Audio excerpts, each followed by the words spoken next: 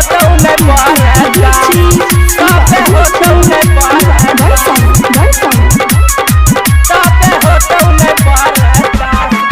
छौरी छही कुंवारे तू नहीं होई छौ पारदा की कहली रे छौरी छही कुंवारे तू नहीं होई छौ पारदा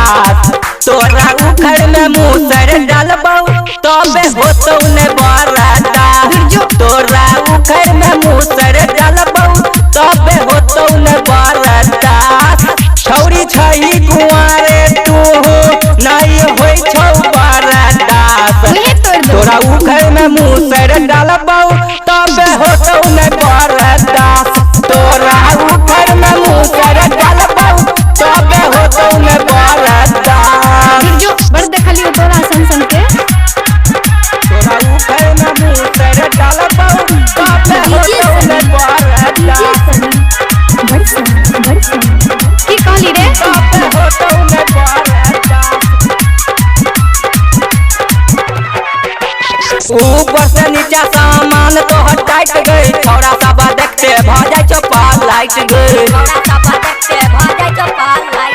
ऊपर से नीचा सामान तो हटाइट गई छौरा सब देखते हो जाए चपा लाइट गई गोरी देखे में लागे के हमारा तू बारा झकास गोरी देखे में लागे के हमारा तू बारा झकास तोरा उखड़ में मुसर डालबौ तबे होतो ने पारदास तोरा उखड़ में मुसर डालबौ तबे होतो ने पारदास बड़ देखली हो तोरा सन के उखड़ में मुसर डालबौ तबे होतो ने पारदास बड़ी कहली रे तबे होतो ने पारदास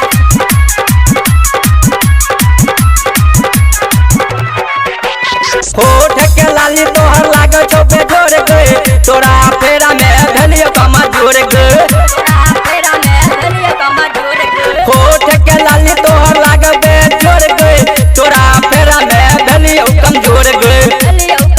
बेदी विजय बाबाली से कहले छौरी उहे तोहर खास सेटिंग विजय बाबाली से कहले छौरी उहे तोहर खास